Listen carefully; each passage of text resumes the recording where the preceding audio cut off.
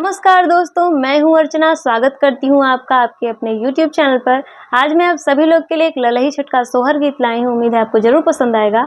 अगर आपको ये गाना जरा भी पसंद आए तो प्लीज़ कमेंट में जरूर बताइएगा। मेरे चैनल को सपोर्ट करिए, सब्सक्राइब करिए, लाइक करिए, शेयर करिए। भादों के छठी अनहियरिया त सखी सब भूखल रहै, सखी सब भूखल रहै हो। सासु हमहू रहब छठ बरतिया, हमहू ललही पूजब, हमहू ललही पूजब हो। सासु हमहू करब छठ बरतिया, हमहू ललही पूजब, हमहू ललही पूजब हो।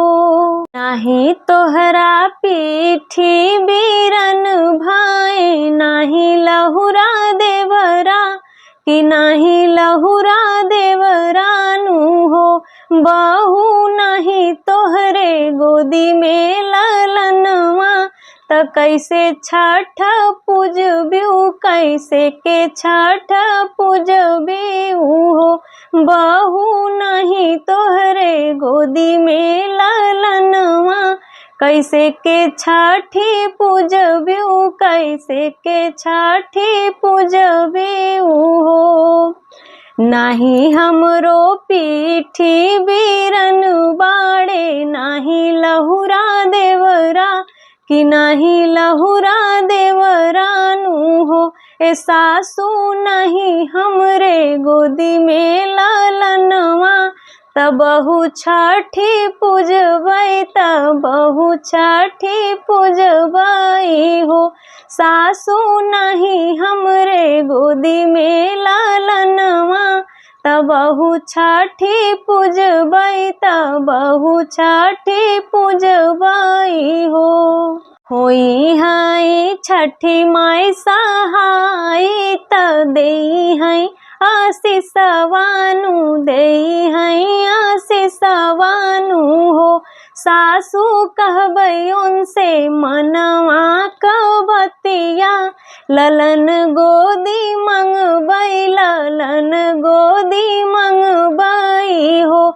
सासु कहबै उनसे मनवा कबतिया, ललन गोदी मंगबै, ललन गोदी मंगबै हो।